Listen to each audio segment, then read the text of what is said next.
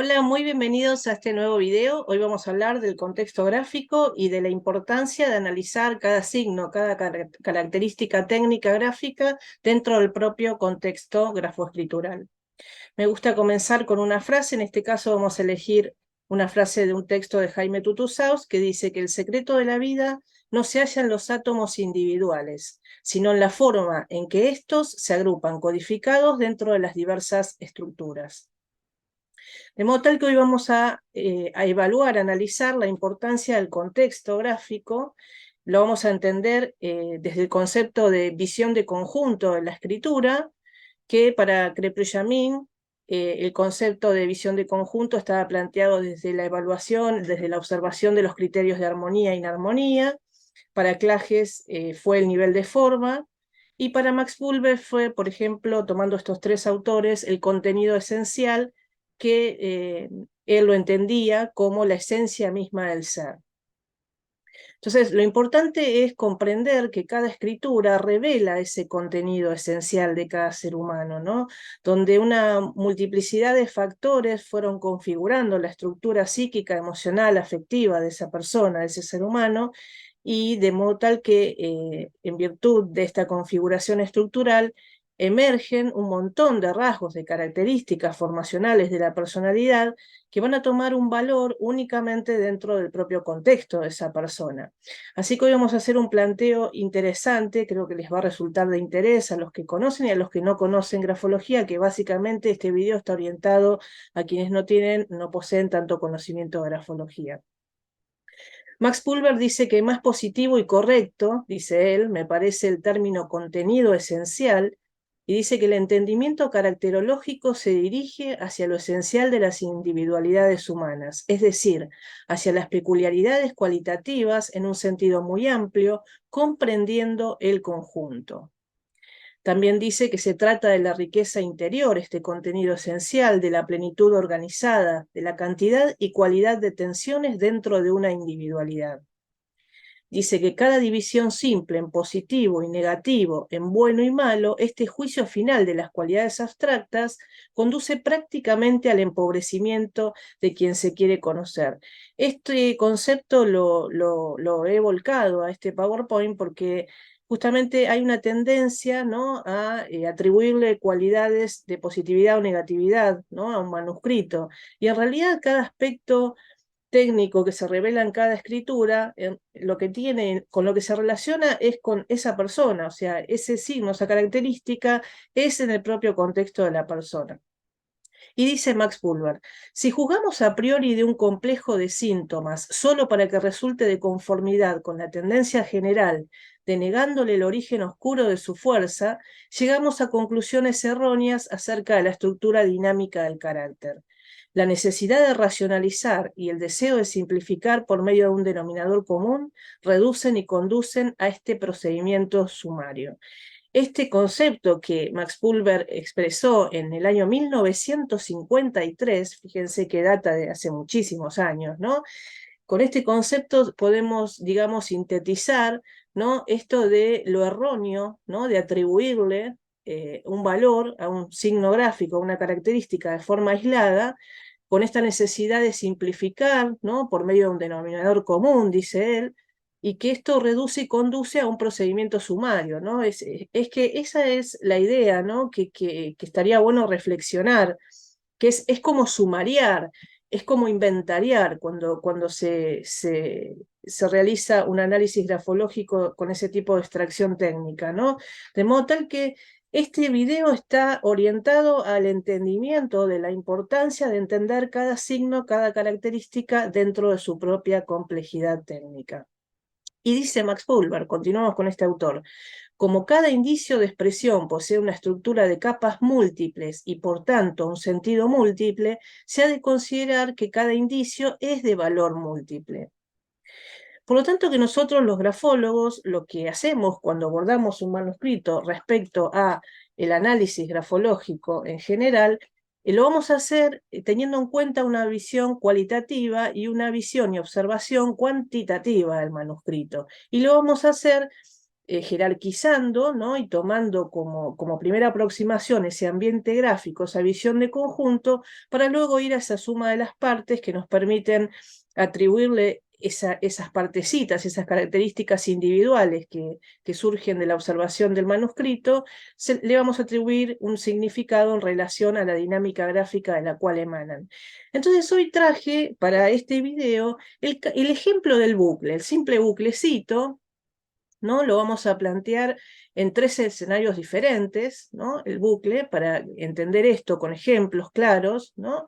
Entonces, ¿qué es el bucle? ¿Qué vamos a analizar cuando nosotros queremos informar, ¿no? Acerca de esto del bucle y observarlo? Los bucles que toman más valor en cuanto y respecto a la impronta caracterial de la personalidad, rasgos de carácter, de personalidad, son aquellos que por norma caligráfica no están, no pertenecen a lo que se espera de la norma caligráfica a la cual emanan. Por ejemplo, son esos buclecitos que realizamos a veces en nuestras escrituras, en algunas letras que por norma caligráfica no deberían estar, como este caso del ejemplo de la S, ¿no?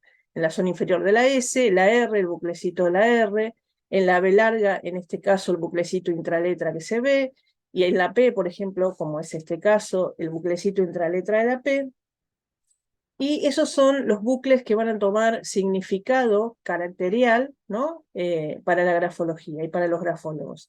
Dice Jules Crépy-Jamin, que fue quien sistematizó la grafología francesa, que no existen signos particulares independientes, no hay sino signos generales con modos diversos. Y dice Müller que las características generales controlan el modo como se manifiestan los signos particulares o aislados y ejercen su influencia en toda la escritura. Las características generales. Tengamos en cuenta esta parte del concepto, ¿no? Que las características generales controlan el modo en cómo se manifiestan los signos particulares o aislados y ejercen su influencia en toda la escritura. No es tan importante, dice, el signo en sí mismo, sino el signo dentro de su medio gráfico. Hoy vamos a confrontar algunos tipos de expresiones de forma, ¿no? Y de dinámicas, de movimiento y demás, para que podamos entender lo que significa el bucle en un caso y en otro caso. Bueno, desde el punto de vista de lo que significa un bucle, cómo lo interpretamos al bucle desde lo grafológico. El bucle está relacionado con características que hacen a la seducción, competencias relacionadas a la seducción, a la diplomacia, a la habilidad, a la astucia, a la cortesía calculada, esas personas que tienen halagos o son personas que intentan adular, ¿no? De forma calculada tal vez. Entonces esto va a tomar un valor de acuerdo, ¿no? Si en algunos casos el bucle representa un signo relacionado con la seducción, son personas seductoras, carismáticas, diplomáticas, hábiles para poder lograr consenso, por ejemplo, o en otros contextos puede significar y toman connotaciones más captativas, ¿no? Más manipuladoras, están más en relación con la astucia, con una habilidad, pero interesada, digamos, ¿no? Entonces el bucle toma un valor positivo, toma un valor negativo. ¿Qué botón apretamos? En realidad ninguno, porque la verdad es que cada persona es un mundo, cada persona porta en su haber una genética, una carga genética, un estilo de crianza, unas características de los padres eh, que han criado a esa persona, ¿no? Un contexto sociocultural en el que se crió y se desarrolló la persona, sucesos de vida que han marcado a veces las improntas de personalidad a la persona, básicamente y esencialmente, ¿no? Algunos sucesos son hasta traumáticos que pudieron haber marcado a esa persona. La persona pudo haber padecido un ambiente hostil, un ambiente disfuncional, ¿no? Y pudo haber introyectado mucha agresividad, por ejemplo, ¿no? Del ambiente. Entonces, todo lo que nos pasó en la vida, cómo fuimos formados, cómo hemos tomado, ¿no? Algunas imagos del ambiente, se constituyen en rasgos de personalidad y en improntas psicoafectivas, ¿no? De modo tal que contribuye en gran medida a la construcción de nuestros esquemas afectivos, y eso va a hacer que nosotros percibamos la realidad de la forma que lo hacemos, gestionemos las emociones, seamos capaces de controlarnos o no del modo que lo hacemos, y una serie más de aspectos que gravitan en torno a lo conductual, ¿no? Dentro de la genética hay factores innatos que heredamos, ¿no? Las cargas genéticas pueden ser que a veces las personas heredan determinadas psicopatologías, ¿no? Del árbol genealógico, del cual provienen, a veces heredan una parte de esa psicopatología, ¿no? Por ejemplo, un trastorno afectivo, por ejemplo, existió un abuelo o una madre o un padre que padeció una forma de psicosis, y hay personas que heredan el trastorno afectivo, ¿no? Así que es complejo el entramado psicoafectivo, el entramado de personalidad, el entramado estructural de cada personalidad. Entonces cada signo va a tomar el valor de acuerdo a donde se haya inmerso. Entonces somos una suerte de sedimentos arqueológicos, ¿no? Hemos sido constituidos y nos hemos conformado y estructurado en base a estas capas, ¿no? Que decía Max Pulver, y somos una multiplicidad, ¿no? de por qué. Entonces cada signo, cada característica y cada forma que tenemos de expresarnos grafológicamente hablando tiene que ver con estas capas que subyacen, ¿no? A la superficie de esa escritura, que la vemos gestálticamente, vemos una apariencia que es el producto final, pero en realidad cuando nosotros vemos una escritura en una hoja de papel, tiene que ver con una articulación de factores, ¿no? Y condicionantes, muchos de ellos, que nos van a explicar estos por qué. Entonces somos una suerte de sedimentos arqueológicos, tenemos y hemos atravesado una vida, hemos establecido vínculos afectivos, tenemos una historia, hemos atravesado determinados sucesos, tenemos ocupaciones que también moldean nuestro diario vivir y muchas cosas más, ¿no? En algunos casos hemos padecido situaciones adversas, tal vez, y eso también complejiza muchísimo, de modo tal que portamos de muchas memorias. Entonces, cada signo es positivo, es negativo, en realidad va a ser en virtud del contexto en donde se haya inmerso, ¿no? Así que el bucle, que tiene características y competencias que gravitan en torno a la seducción, a la diplomacia, a la habilidad, a la astucia, a los halagos y cortesía calculada, puede tomar un significado de acuerdo a el contexto gráfico de cual emana, ¿no? Desde esa corriente nerviosa de la cual emana. Entonces, acá vemos, por ejemplo, para confrontar dos casos completamente opuestos en cuanto a tipo de tensión gráfica, ¿no? En el caso de abajo, de la zona inferior, vemos una escritura muy angulosa, tensa, de tensión dura, y en la zona superior, el ejemplo de la zona superior, se observa una escritura muy curva, curvilínea, redondeada, con un trazado homogéneo en el apoyo, en la presión que ejerce la persona al escribir, es homogénea, eso se traduce en una coloración homogénea del trazado, y en un calibre, en un grosor de calibre eh, que es un calibre medio, se dice, ¿no? En grafología. Todo esto se mide, ¿no? El calibre, por ejemplo, se mide con una lupa que mide el calibre, entonces podemos mensurar, decir cuánto, ¿no? Cuánto mide algo, y también medimos las proporciones de las letras, los grafólogos, y nos permite también evaluar, ¿no? Si esa proporción gráfica presente en cada manuscrito está en relación a lo que es esperable según los módulos establecidos o no, ¿no? Entonces ahí empezamos a evaluar si es una escritura proporcionada, o es desproporcionada, o es una escritura que es inferior a lo que se espera proporcionalmente, ¿no? Así que bueno, todos estos aspectos técnicos van a ser evaluados, y de modo tal que el bucle va a tomar significación en relación a toda la constelación de signos y de características proporcionales, de dinámicas de movimiento, todo lo que tiene que ver a la continuidad, a la dirección, a la cohesión, y muchísimos otros aspectos técnicos que se van a conjugar dentro de este entramado, ¿no?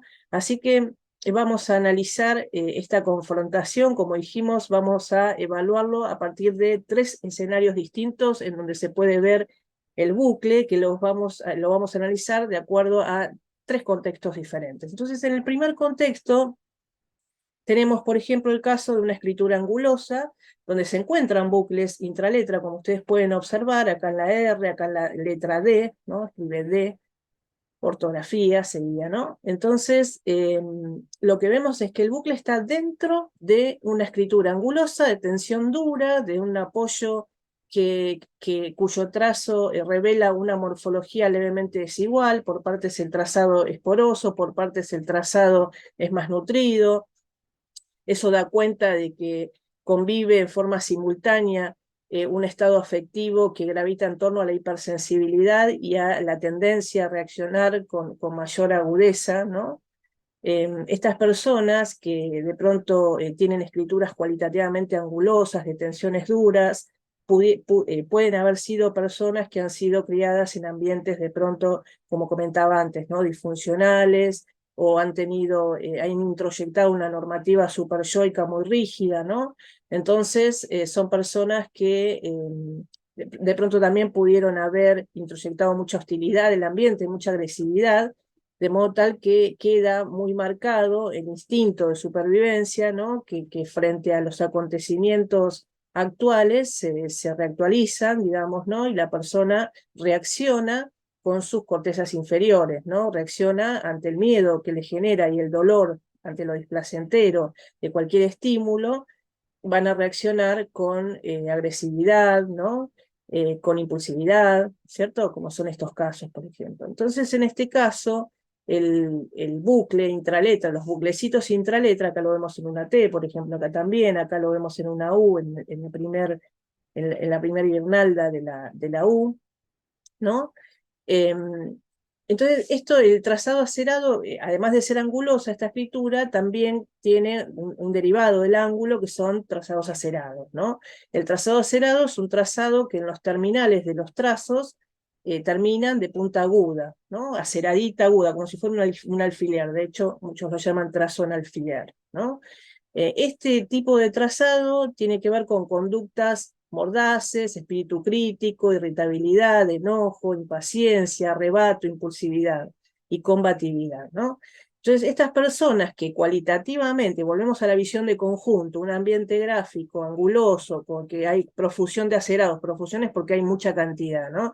Donde hay profusión de acerados, y dentro de ese contexto además convive con bucles intraletra. Aquí el acerado tiene estas connotaciones, se relaciona con lo crítico, con lo mordaz, con lo irritable, con lo agresivo, con el enojo, con la impaciencia, con la combatividad, con el arrebato y la impulsividad. Estas personas pudieron haber tenido una infancia muy traumática, entonces hay entidades psíquicas rígidas que permanecen de forma aislada, no asimiladas, no integradas a la conciencia, ¿no? Y que estos núcleos traumáticos favorecen por el instinto de supervivencia que se pone en marcha frente a los estímulos actuales displacenteros, ¿no? Que evocan aquel dolor pasado y que está enquistado en la personalidad. Todo esto favorece este tipo de complejo, ¿no? Traumático que pervive en la persona, que reaccione con su instinto de supervivencia, con ese automatismo, digamos, ¿no? Entonces la persona, ante el estado de hostilidad interna y el estado de dolor que no ha sanado, ¿no? Va a tender a reaccionar así, ¿no? Como dijimos antes, estas personas pudieron haber tenido una infancia muy hostil, entonces suelen albergar, algunas de ellas, mucho rencor o dolor o enojo, ¿no? Entonces están en un estado de combatividad, ¿no? Y van a tender a reaccionar con mucha reactividad. Entonces, es muy común de ver que ante un mínimo dolor va a ser suficiente para activar esta agresividad, ¿no?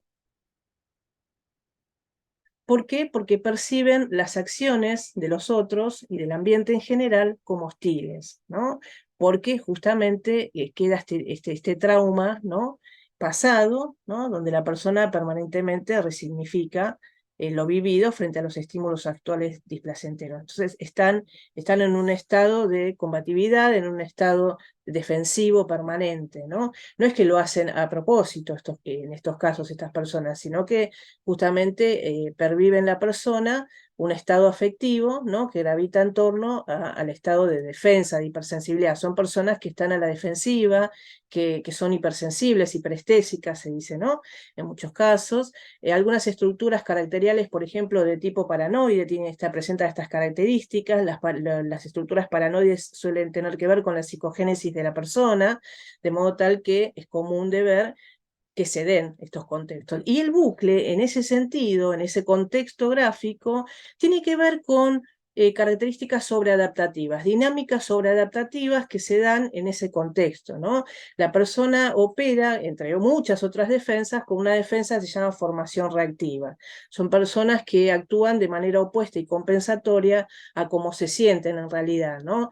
De pronto tienen introyectada mucha agresividad, pero hacen, por momentos, cuando no están sometidas a mucha carga de estrés, hacen que, o se comportan de una manera como parece que no pasara nada, y tal vez con seducción, con carisma, con diplomacia y demás. Pero basta que la carga alostática se eleve por efecto del estrés para que disparen sus instintos de supervivencia y reaccionen con esos trazos acelerados y se recrudezca toda la impronta defensiva combativa por esos trazos que ustedes vieron que son oblicuos, ¿no? Y la estrechez, que la estrechez tiene que ver con protegerme, inhibirme, protegerme ante el miedo, ¿no? Y la desconfianza, ¿eh? La estrechez tiene que ver con miedo, con desconfianza también. Y fíjense que todo ese complejo traumático dispara, ¿no?, una respuesta. Entre las respuestas están los instintos sobreadaptativos, que son estos de la seducción del bucle, el caso del bucle, ¿no? También en estos casos es una forma de descargar, ¿no?, los afectos reprimidos, estos trazados acerados lanzados que emanan de un trazado desproporcionado, como ustedes pueden ver, y que disparan una respuesta agresiva, punzante, defensiva, combativa, de arrebato, ¿no? Fíjense que acá la T tiene un bucle intraletra, ¿no? Entonces pareciera que son opuestos, pero en realidad toda esa dinámica se da en un determinado contexto que intenta adaptarse, pero en realidad lo que hace es sobreadaptarse. Así que el miedo, el rencor, la combatividad, el enojo se van a poner de manifiesto a la par que esas conductas que intentan adaptarse y sobreadaptarse con una formación reactiva. Así que somos una suerte de sedimentos arqueológicos, hay muchas capas que subyacen en nosotros y que tenemos que tenerlas en cuenta. Esos afectos reprimidos pueden ser muchos y de muchos colores. Vamos al segundo contexto en el que se pueden dar los bucles, ¿no? El contexto, por ejemplo, de los psicópatas y de los perversos. Los bucles intraletra dentro del contexto de un psicópata y un perverso tiene que ver justamente con sus instintos seductores y captativos, con los fines de querer captar a la víctima, ¿no? Son depredadores, ya lo sabemos todos, ¿no? Son personas que tienen una necesidad de poder y control, ¿no? De dominio, poder y control. Eso, como ustedes pueden ver, se pone de manifiesto en estas barras de T tan extensas, ¿no? No vamos a ahondar mucho en el tema del síndrome del psicópata y el perverso, porque ya hice unos trabajos anteriores que los he publicado incluso en este canal. Después tenemos 2 videos con el doctor Hugo Marietán en su canal, Hugo Marietán, que ustedes pueden profundizar en ese síndrome gráfico de la psicopatía y las perversiones, ¿no? Pero sí comentarles que los bucles, como ustedes pueden ver acá, por ejemplo, en estas 2 porciones, acá se ve, ¿no?, que es de la misma letra, la misma persona, la misma escritura. El bucle, en el caso de un contexto gráfico, un síndrome gráfico, el síndrome gráfico tiene que ver con un conjunto de signos y características técnicas que todas ellas combinadas en el manuscrito de forma simultánea nos orientan hacia un tipo de personalidad, ¿no? En este caso. A veces nos orientan hacia un tipo de trastorno de personalidad u otro tipo, ¿no?, de dinámicas. En este caso, este síndrome gráfico, todas esas características que conviven en forma simultánea en este manuscrito, nos orientan hacia una escritura compatible con la personalidad psicopática y perversa. El bucle, en este caso, toma una definición técnica, una interpretación relacionada a la seducción, a la habilidad manipuladora, a los instintos captativos, a la necesidad de captar a la presa, ¿no?, como buenos depredadores que son. Entonces, como pueden ver en este segundo contexto, en este segundo escenario, el bucle toma un valor completamente distinto en este contexto, ¿no?, lo que significa. Esta es una porción de escritura de un perverso. Y en un tercer contexto, vamos al tercer contexto que les traje hoy para que vean la diferencia de que cada signo toma valor de acuerdo al contexto gráfico en el que se haya inmerso, sería, por ejemplo, un contexto mucho más adaptativo.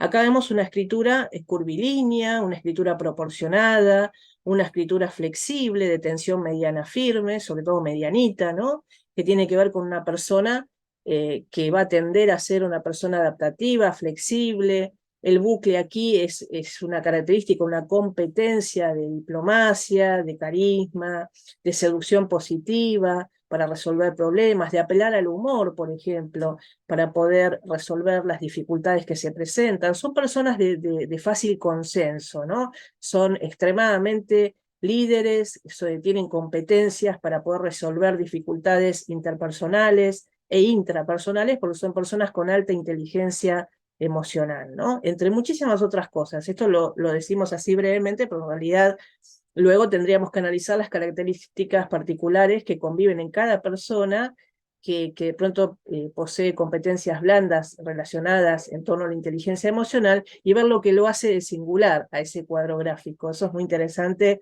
desde el punto de vista de la grafología.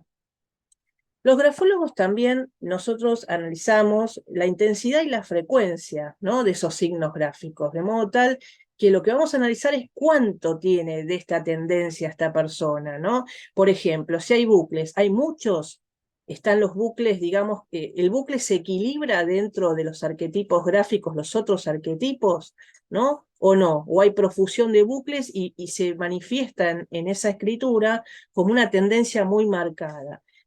Fíjense acá que se ven un exceso de bucles, se ve un exceso de bucles, ¿no? Bucles que rellenan los óvalos, bucles, permanentemente bucles en todas las letras prácticamente, ¿no? Entonces esto está indicando que hay un afán, en este caso también, fíjense que los bucles rellenan los óvalos, rellenan, hay bucles intraletras, se dice profusión de bucles, muchísimos bucles, mucha intensidad de bucle. Entonces, ¿esto qué significa? Significa que en la persona hay un afán por querer seducir, una necesidad que también, ojo, también puede ser sobreadaptativa. A veces la persona cuando sufrió mucho, padeció muchas circunstancias adversas en la vida, para poder de pronto conservar un trabajo, por ejemplo, apelan a esto de la formación reactiva, ¿no? De intentar agradar, halagar, ¿no? Y termina siendo una conducta menos espontánea, sino una conducta más rígida que se cristaliza en esa persona como un mecanismo que no termina siendo tan adaptativo, sino sobreadaptativo, ¿no? Una necesidad, un afán de agradar con el fin, por ejemplo, podría ser como puse el ejemplo anterior, de conservar un trabajo. Entonces son personas que todo el tiempo uno las ve que están manteniendo y sosteniendo una actitud absolutamente complaciente, pareciera que nunca se enojan, ¿no? Que siempre están de buen humor, y en realidad lo que están haciendo es sobreadaptándose con esta conducta que en este caso se marca por un exceso de bucles, ¿no? Para los grafólogos también va a tomar importante valor técnico las zonas gráficas donde se dan estos bucles, los tamaños gráficos donde están inmersos de las escrituras, las dimensiones y las proporciones, la forma, por ejemplo, no es lo mismo un bucle en formas evolucionadas, personalizadas, que bucles en formas pueriles o infantiles, ¿no? Por ejemplo, acá el bucle está dentro, intraletra, ¿no? De una M en arcos, ¿no? No es lo mismo que en una guirnalda, por ejemplo. Después todas estas cuestiones van a tomar un valor interpretativo interesante. Así que toda vez que nosotros veamos bucles en contextos donde de pronto no son tan adaptativos, como puede ser de psicopatía, en este deseo intencional de agradar con el fin de, digamos, ¿no? Con el fin de conseguir una necesidad especial del psicópata, lo que busca, ¿no? El psicópata a veces para estafar o para seducir o para parasitar a otro ser, manifiestan esta seducción calculada, esta habilidad captativa, ¿no? Que se pone de manifiesto a través de esta conducta. Entonces, traduciendo un poquitito y transmitiendo el concepto de bucle de Augusto Wells, que es uno de nuestros mayores referentes de habla hispana, ¿no? Dice que el bucle es un movimiento regresivo destinado a manifestar la propia actitud con vistas a la relación con los demás. Supone un deseo premeditado de agradar, de halagar, de tipo egoísta y captativo. Es indicador de una forma de contacto amable y hábil mediante la cual el sujeto espera conseguir sus deseos y objetivos con el mínimo esfuerzo y sacrificio personal posible. El sujeto, a la vez que con sus modales agradables, con su diplomacia y halago, cautiva y capta la voluntad y atención de los demás, da satisfacción a su vanidad, a su deseo de ser apreciado y considerado. Y también dice Wells que el sujeto adorna seductoramente sus intenciones, expone con amabilidad las cosas, desea lograr la aprobación y aprecio, conquistarse el ambiente en forma hábil para obtener sus fines, deseos, satisfacciones, etc. Así que como verán, en algunos contextos que no son tan adaptativos y que incluyen diversos tipos de motivaciones, esa es precisamente la clave, ¿no? Evaluar la motivación, ¿no? En cada contexto gráfico, de cada signo gráfico. Las motivaciones a veces tienen que ver con cuestiones adaptativas, sobreadaptativas. En otras ocasiones con conductas que son calculadas, que son conductas que son especulativas en la persona. Entonces, como ustedes pueden ver, en otras ocasiones, como mencionamos en el ejemplo de la persona que fue criada y desarrollada en un ambiente hostil, ¿no? Y que ha introyectado mucha agresividad, incluso a veces parental, eh, se puede dar también bucles dentro de un contexto anguloso, ¿no? Y que en ese caso tiene que ver también con la cuestión sobreadaptativa de la necesidad de agradar para poder adaptarse, en definitiva, que no termina siendo adaptación, sino sobreadaptación. Entonces, a no hacerse problema cuando nosotros vemos determinadas intervenciones que dicen que esta letra significa esto, o que si escribís de esta manera, sos de esta manera, porque en realidad justamente el secreto de la vida no se halla en los átomos individuales, sino en la forma en que estos se agrupan codificados dentro de las diversas estructuras, aplicando la metáfora, ¿no? Y que no existen signos particulares independientes, sino que hay signos generales como diversos. Las características generales controlan el modo como se manifiestan los signos particulares o aislados y ejercen su influencia en toda la escritura. No es tan importante el signo en sí mismo, sino el signo dentro de su medio gráfico. Y cada división simple en positivo y negativo, en bueno y malo, que eso es lo que no tiene que hacer el grafólogo, ¿no? Los grafólogos que nos hemos formado profesionalmente, siempre vamos a apelar al contexto gráfico, siempre vamos a entender a la persona dentro de su propio contexto de vida inclusive, ¿no? No solamente grafoescritural, porque hay muchos aspectos técnicos que se revelan en la escritura que toman valor dentro del contexto de vida de la persona, y esos datos surgen de la entrevista que se hace inicial con el grafo analizado, ¿no?